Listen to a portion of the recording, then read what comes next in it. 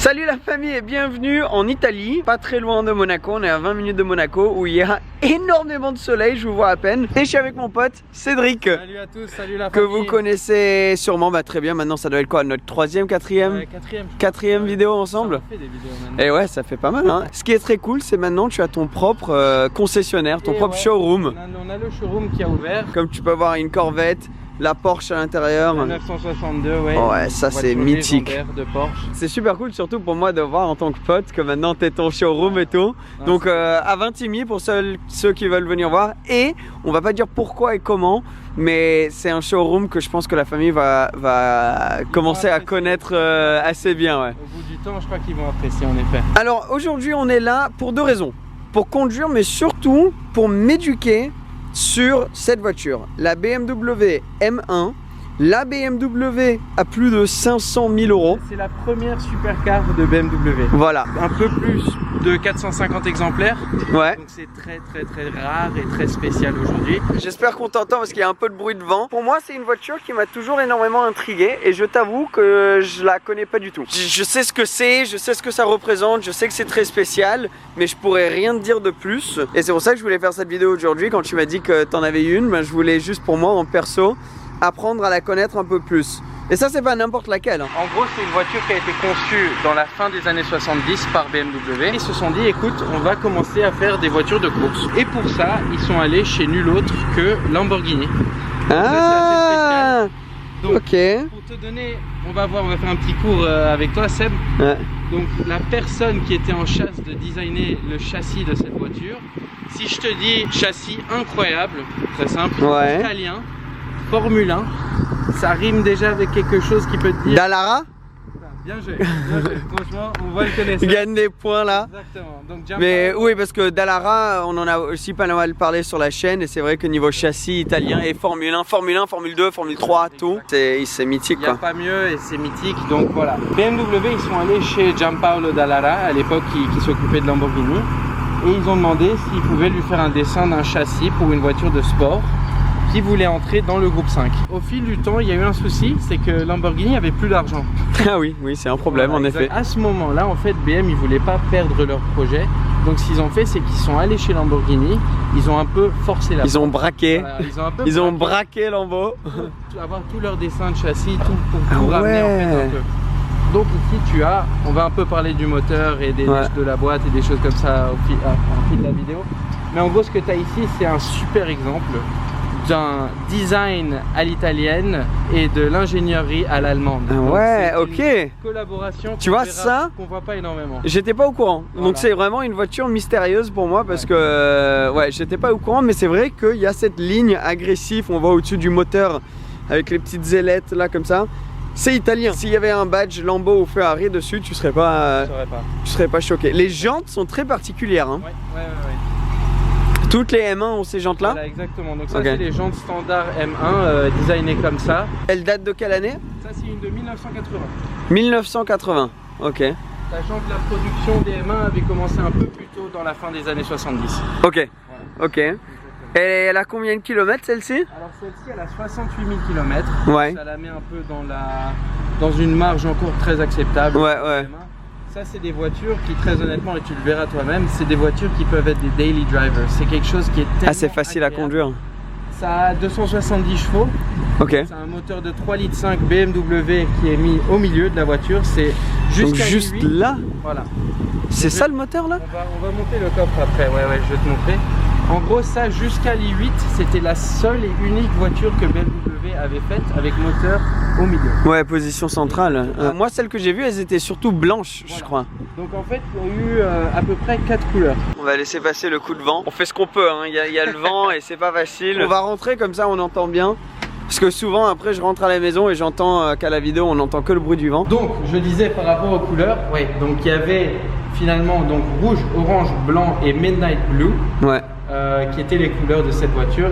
Celle-ci est en Irish Green. Pourquoi? Tout simplement parce que le propriétaire actuel il kiffe cette couleur quoi. Il adore cette couleur. En gros, c'était une voiture qui est restée chez un propriétaire, un dentiste qu'il avait acheté dans les années 80. Ah ouais. Il est malheureusement décédé tôt dans les années 2000. Ouais. Et en fait, ses héritiers ont gardé la voiture dans une grange. Mais non. Pendant des années. Elle a été trouvée au fin fond d'une grange, toute poussiéreuse, complètement. Mais non. C'est ce qu'on appelle un barn. J'adore ces histoires comme ça. Génial. Moi j'adore ça aussi. C'est ce qu'on appelle en fait un barn find. Ouais. Donc c'est une voiture qui était pas une épave du tout, mais tu vois, elle était un peu âgée, elle n'avait pas tourné. Donc ce qu'ils ont fait, c'est qu'ils l'ont vendue comme telle, dans une vente aux enchères. Le propriétaire actuel, il l'a acheté. Il a fait une restauration de complète, dingue, ouais. de malade dessus. Et aujourd'hui, tu as une voiture qui est comme neuve. Bah, franchement, elle a l'air... Bah viens, on va s'approcher, je crois qu'il y a un peu moins de vent d'un coup. Allez. On va s'approcher de la voiture. C'est vrai que la couleur est très belle, ouais. Ouais. Donc ça, c'est ce qu'on appelle le Irish Green. Irish Green, ok. Ouais, c'est beau. Spécial, hein. Et donc, c'est une one-off. Voilà. C'est une one-of-one. On peut dans dire cette ça couleur. Ouais. par rapport à la couleur, ouais. Sinon, c'est une M1 assez standard, hein, je veux dire. Ouais. Wow. Mais ouais, la couleur, c'est très unique. Elle est belle, hein. Et est-ce qu'elles ont toutes l'intérieur comme ça? Donc ça s'ouvre comme ça? Exactement. Ah waouh, ouais, elle est nickel. Oh, regarde ça. Pour une année de 1980, pour une voiture de 1980. Donc elles ont toutes ça à l'intérieur, ça c'est classique M1. Donc tu avais deux options pour l'intérieur, c'était soit comme ça, soit en cuir uni. Ok, ouais. Celle-ci c'était ce style-ci que moi j'aime beaucoup personnellement. Ouais, c'est cool, hein, ça fait un peu comme les Porsche. Exact. Non, c'est un style sympa. Avec les sièges comme ça, un peu baqués. Toute la sellerie a été faite chez des spécialistes près du Mont Ventoux en fait. Ok. C'est des gros spécialistes du cuir et d'intérieur comme ça. Et c'est un job qui a été fait vraiment au... Ouais, bah elle est nickel, hein. Et là il y a... Oh, mais non. T'as une roue de secours, ça existe plus dans les voitures modernes. Et le moteur qui est vraiment juste derrière le siège conducteur. Exactement. Et le siège passager. Tu reconnais le caractère BM quand même dedans? Ouais. Toi tu conduis une BM tous les jours, t'as une 125i. Ouais, c'est un petit truc. Ouais, mais c'est cool pour tous les jours. La performance BM, c'est vraiment ça, c'est le sport, le sportif, la conduite, l'agressivité, tout en ayant le confort. C'est ça qui certaines voitures, si t'as l'un ou t'as l'autre, celle-ci, elle marie vraiment bien les deux. Et c'est justement cool que c'est un peu la seule supercar de chez BM. Ouais. Et maintenant, on se les arrache, comme elle est rare. Voilà. Celle-ci, elle est à vendre à 580 000 €. Ok. Elle est en asking 580. Je vais mettre tous tes contacts en bas, comme ça les gens peuvent te contacter s'ils sont intéressés. La famille peut un peu explorer. Voilà. Aujourd'hui dans le marché, tu as des modèles avec plus de 100 000 km qui sont dans les 450. Ouais. Tu as certains modèles avec très peu de kilomètres qui sont même dans les 600, 660. Ouais. Là on est vraiment au milieu, on a 68 000 km. C'est une couleur unique. Couleur unique, c'est une voiture qui tourne comme si elle venait de sortir de l'usine. De l'usine. Donc non, on est sur vraiment une base du marché qui est bonne. Ouais. Ça te dit on va rouler un peu? Allez. Je vais mettre ma GoPro sur le crâne et on est parti. On est bon. C'est beau les cheveux comme ça. Ouais, t'as vu, ça c'est un style. Hein. Donc Cédric m'a gentiment donné la clé. Je vais sûrement devoir m'avancer comparé à toi. C'est où? C'est là? Tout simple. Voilà. Alors, la petite clé. Hop, je mets un petit coup. Boum. C'est bon, au premier coup. Du quart de tour. Hein. Ouais, c'est beau, c'est cool l'intérieur. Alors, qu'est-ce qu'on a? On a première en bas à gauche du coup. Exactement. Fenêtre électrique. Ah ouais. Quelque chose d'assez spécial. Ah oui. C'est pas les plus rapides, il faut considérer que c'était les années 80. Ouais, c'est vrai. Les années 80. Mais ça fonctionne, c'est le plus important. Donc première en bas à gauche, tu as une boîte 5 vitesses ZF. Ok. Une boîte très performante qui a été révisée par des spécialistes ZF aussi en Italie. Ok. Non, donc tu as quelque chose qui ouais, très cool, hein. T'as tout ce qu'il te faut. Là, t'as ton système de clim comme ça, de chauffage. C'est quelque chose. Hein. Bon, allez. Let's go. Let's go. Je vais essayer de pas aller dans l'eau déjà. C'est plus facile de tourner ici direct. Tu peux faire demi-tour là sur le pont, juste là. Ah, déjà l'embrayage est facile. C'est pas si lourd non plus. Pas du tout. Ah, je vais peut-être juste refaire mon miroir gauche là qui est un peu de travers. Bon, je la tourne. Je pense qu'il faut l'ajuster avec le truc. Ah, mais c'est électrique ça aussi. Je pense. Mais il y a tout d'électrique. Alors c'est quand même, tu sens que c'est pas du power steering. Non. Ça non, mais c'est quand même assez facile, on va dire. Oui, c'est pas très dur. Tu vas pas sortir de cette voiture en ayant mal aux bras et aux jambes, tu vois. Ouais, non. Très agréable à conduire, à tourner et tout. Oui, c'est pas très dur. Alors, c'est là, ouais. c'est pas trop loin dans la gauche. qu'après tu vas en reverse. Alors, on va ajuster maintenant ce miroir. Alors, Donc ça tu tournes à gauche, voilà. là. Là t'as littéralement le miroir qui... Ah ouais. Ça c'est les années 80. C'est classe hein. Et là-bas, le bruit que ça fait aussi. Vieux bruit électronique. Allez, c'est parti. La visibilité est bonne. Tu sais, j'ai re-regardé quelques-unes de mes vidéos. Ouais. Et je crois que je parle trop de la visibilité dans les voitures. À chaque fois, je fais oh, bah, une bonne visibilité dans cette voiture. Et je me dis, Véo, pourquoi tu fais que parler de ça? Je passe là? Ouais, exact. On va demander au gentil monsieur de nous aider. Ah, c'est bon. Ah, parfait. Ça, Elle est pas trop basse aussi. Ouais. Merci beaucoup. T'es quand même très bas. Mais Ouais. t'es très bas dans la voiture, mais la voiture elle-même... Elle est pas particulièrement basse. Disons que rouler avec ça à Monaco, t'as pas de problème. Avec les 15 vitesses et tout ça, pas de soucis. C'est vrai que tu t'oublies que t'es dans une BM presque parce que t'as la sensation d'être dans une vieille Ferrari ou quelque chose comme ça. C'est cette sensation un peu de vieille italienne, comme tu dis. Ouais. Tout en ayant la perte d'une vieille allemande. Donc ça, Les sièges sont quand même très serrés. Hein. Ils sont bien serrés, ouais. Parce que moi je suis pas, comme tu le sais, je suis pas le plus grand, ni le plus gros. Je vais tout droit là Ouais, du coup. tout droit, exactement. Et je suis quand même un peu serré dedans. Tu vois, tu dis ça, je suis assez d'accord. Mais moi je fais 1m87. Ouais, et ça va, t'as de la place. Mais ouais, je suis quand même assez à l'aise. Tu vois, honnêtement, bon, je suis pas dans le siège le plus confortable on va dire, du monde. Ouais. Mais bon, moi, après tu l'achètes pas comme pour ça. Voilà, exactement. Moi j'achèterais cette voiture purement pour la perte. Pour pouvoir rouler dans ta classique, ta supercar classique, où c'est pas trop chiant de l'utiliser dès que tu veux quoi. Alors ça tu vas voir, c'est une voiture qui vraiment est agréable au possible. Ouais. C'est vraiment la performance et le confort mixé. La boîte de vitesse est super agréable, non? Ouais. En tout cas. En plus c'est intéressant parce que c'est la boîte ZF qui est montée à l'arrière du moteur. Ah oui, donc, ok. Tu vois, tu penserais qu'il y aurait un peu... Elle passe à travers et tout. Ouais. Pour te dire, tu penserais qu'il y aurait un peu de couinement. Ouais. Ça, mais pas du tout. C'est au confort. Ouais, franchement, ouais. Puis tu vois là, le bruit, il est un peu... Le bruit est ok, c'est rien de très spécial. Mais tu vas voir, une fois que tu commences à monter dans les tours, là, ça devient un peu plus spécial. Ouais, déjà là, j'entends un peu plus. C'est une voiture qui un peu te demande de la mettre plus dans les tours. Mais c'est exactement, donc c'est un caractère très facile à apprendre parce qu'on en a conduit, avec toi j'ai conduit des classiques, la Cobra, la GT40 qui elle était très difficile à conduire quand même. Tous les deux on a quand même un peu galéré. Après il y avait la Testarossa qui était la plus similaire à celle-ci, mais ça c'est encore un cran plus facile que la Testa. Ouais, c'est vrai. Et un peu moins de 1400 kg. Ah ouais? Ouais. Donc c'est une voiture qui, en plus, en fait, tout ça c'est basé sur le fait que aussi l'extérieur de cette voiture, il n'est pas fait en alu ou dans des matériaux métaux, il est fait en fibre de verre. Ok. Donc c'était une voiture qui a été construite en fibre de verre. Ah oui, c'était pour les années 80, super moderne quoi. Exact. Et en fait, c'est parce que quand ils avaient terminé le design de cette voiture dans la fin des années 70, c'était une voiture qui avait été désignée que pour faire de la course. Ok, ouais. Et ce qui s'est passé, c'est que le groupe 5 a été aboli. Ouais. Donc dès que cette voiture était prête, a été produite et dessinée et qu'elle était prête à partir, ils ont aboli le groupe dans lequel elle devait tourner. Donc ils ont ici sur le pont. Donc là tu peux faire une petite accel si tu veux te faire plaisir. Ouais. Ah oui, le bruit là, c'est autre chose.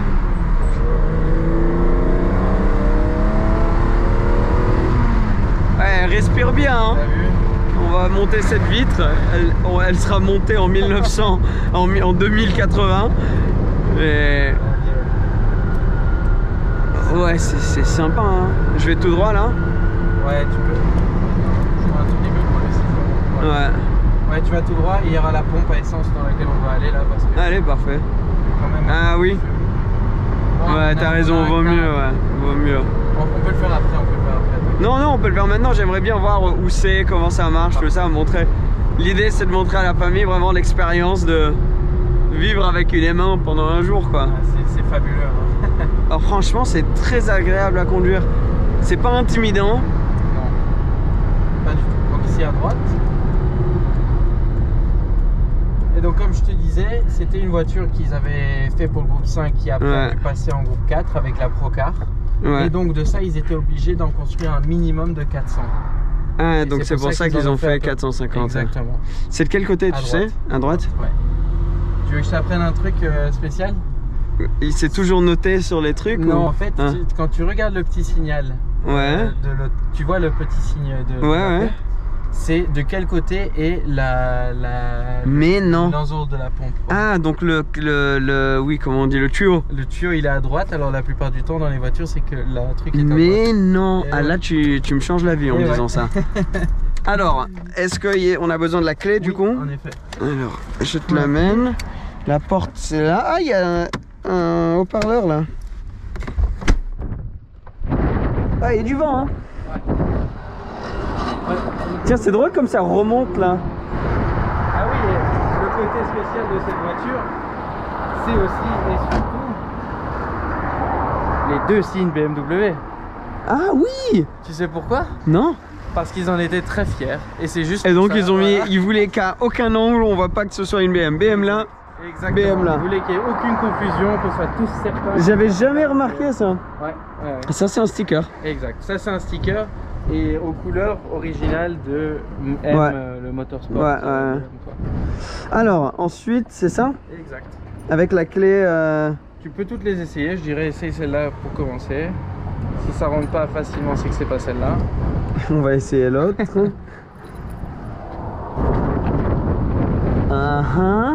Je dirais que ça serait la dernière. Voilà. Hop. Hop. Elle va redémarrer tranquillou. T'as vu ça? Même pas besoin d'accélérer. Ah, donc on est reparti. Allez, c'est parti. Ah si, il y a un peu plus de sens maintenant. Ah, maintenant ça remonte. Ça prend un peu de temps, mais après ça remonte. Ouais, le bruit il est beau, hein. Et la boîte est à une super bonne hauteur, d'une bonne... Genre, elle est agréable à prendre en main. Alors ça c'est le... ça c'est pas mal. Et en bas aussi. Non, ça, je sais pas. Ça c'est le airbag, bam, d'un coup, tu sais. Le volant est épais comme dans toutes les M. Les M modernes, tu sais, elles ont ce gros volant. Absolument. Là je vais à droite tu ou... peux aller à droite, ouais. Allez. Pas à droite. Au pire, si tu veux faire une petite balade... Non, c'est bon, t'inquiète.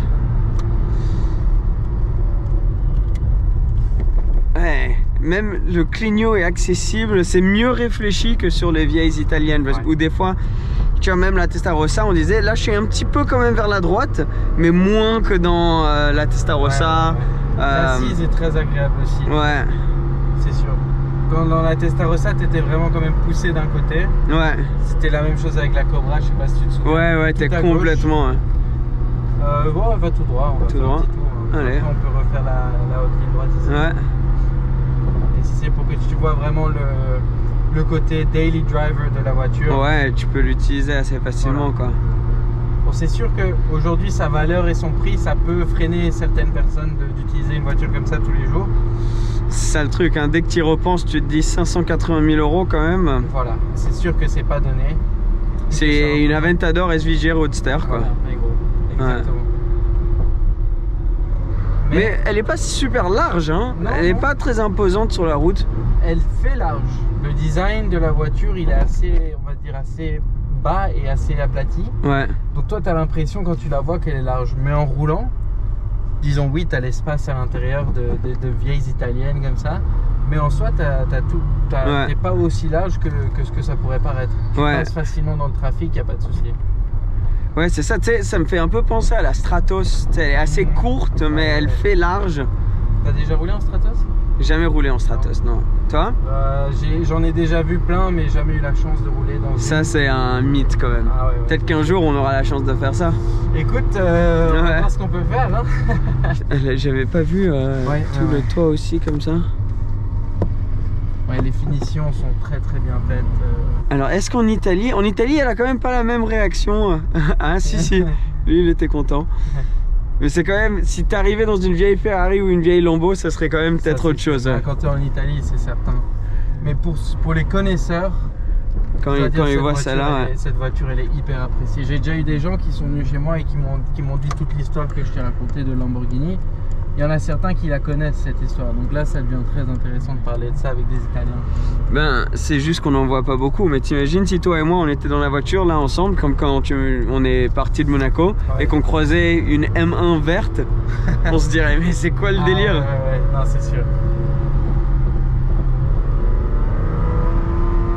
Là tout droit encore? Ouais, tout droit. C'est vrai qu'elle t'inspire confiance hein. Ouais. Mais c'est vraiment pour moi le point phare de la voiture, c'est la boîte de vitesse. Ouais. Parce que j'ai l'impression de conduire une classique avec une boîte moderne. Ça c'est les boîtes ZF, hein. Ouais. C'est toujours performance. Ouais. Tu penses Porsche, tu penses à Porsche, tu penses aux boîtes PDK. Ouais. Je veux dire ici dans les BM, dans les choses comme ça, tu penses boîte ZF, ça c'est les trucs performants comme tout.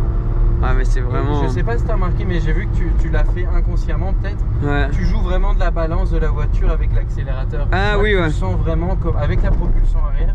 Ouais. Et tu sens vraiment que tu as ça dans les mains et tu peux vraiment la contrôler à fond rien qu'avec l'accélérateur. Ouais, c'est ça. Hein. Et surtout, t'as pas trop de puissance. Non. T'as pas... tu sais, quand t'accélères, tu sais que c'est une propulsion, tu sais qu'il y a une certaine valeur et tout ça. Mais c'est pas une voiture, j'ai l'impression, qui va te surprendre. Tu vois, tu conduis une vieille Porsche GT2 ou une vieille Porsche Turbo. Ouais, c'est un moteur qui sort à peu près 270 chevaux. Ouais, ce qui est pas non plus... C'est pas rien, mais c'est sûr qu'il y a plus, ça c'est certain. Mais pour l'époque, tu as quand même une voiture qui fait 0 à 100 en 5 secondes 8 à peu près. Ouais. Et vitesse maximale d'à peu près 268 km/h. Ah oui. Ouais.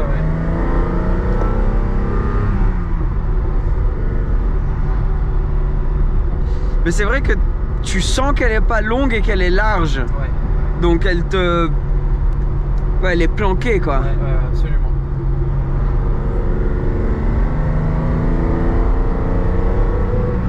Et tu sens qu'elle peut aller plus loin encore. Ah ouais. C'est surtout ça la chose. Elle veut et elle peut aller beaucoup plus loin. Ah oui, là, c'est agréable hein, tu quand vois, même. t'es complètement scotché quoi. Ouais. C'est ça qui est génial. Les freins sont bons aussi hein. Bon, pour une voiture des années 80 là. Ici à gauche. Et tu vas continuer à gauche vers 20. Ah oui.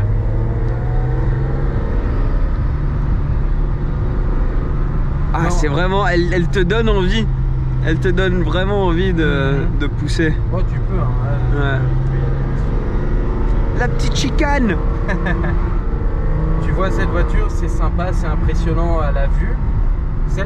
On aime ou on n'aime pas visuellement. Ça, c'est vraiment la plupart du temps. C'est une question de goût. Ouais. Mais après, à la conduite, j'ai presque jamais entendu un mauvais avis. Ah ouais, c'est vraiment agréable. C'est une voiture, comparée à la Testarossa, j'ai l'impression que tu pourrais vraiment apprendre à la connaître et t'amuser avec beaucoup plus vite qu'avec la Testa. Si tu vas prendre à droite, dans le petit...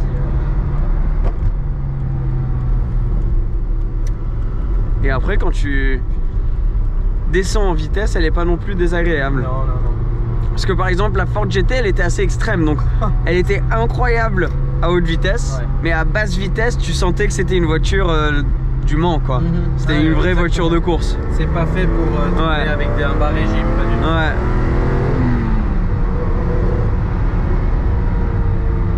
C'est beau comme bruit. Ouais, le bruit, il est vraiment beau. Hein. Il est naturel. Ouais, t'as pas les pop qui sont... Ça, c'est les vieux moteurs flat 6 allemands. Ça, ouais, parce que les Porsche aussi. Exact, les Porsche aussi. Tu regardes, même la 962 qu'on a au showroom, c'est un moteur flat 6 dessus. Hein. Ah ouais? Ouais, absolument. Les voitures qui faisaient Le Mans et toutes les courses d'endurance, ils avaient quand même un moteur comme ça. Wow. Ah, c'est exceptionnel. Et là, d'un coup, le volant il devient beaucoup plus léger. T'as plus le poids que t'avais à basse vitesse. Est-ce qu'il va sortir lui? Non. Vas-y. Et t'as de la vitesse, hein? Elle rigole pas quand même. Non. Si on faisait un petit tour sur l'autoroute ou quoi, on pourrait en faire un de ces quatre sans problème. Ouais. ces petites virées sur l'autoroute. La petite titine, elle accélère, la petite titine. Vas-y, dans le tunnel.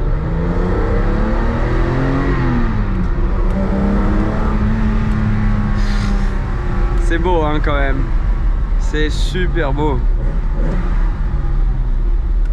Waouh. Merci voilà. beaucoup. Avec grand plaisir. Exceptionnel. Franchement la voiture, attends, j'ai enlevé la caméra là. Est-ce que j'ai la marque? Oh, c'est beau là. Ouais, là c'est beau. Mais Cédric, un plaisir comme toujours. Avec grand plaisir. Pour tous les fans BMW, je vais couper la voiture. Pour tous les fans BMW, on a testé une des BM les plus chères de l'histoire de BMW aujourd'hui. Absolument. J'espère que vous avez kiffé. Je vais mettre tous les Insta, tout ça de Cédric en dessous. Et je vous dis à très bientôt. Merci la famille. Ciao la famille. Ciao, ciao.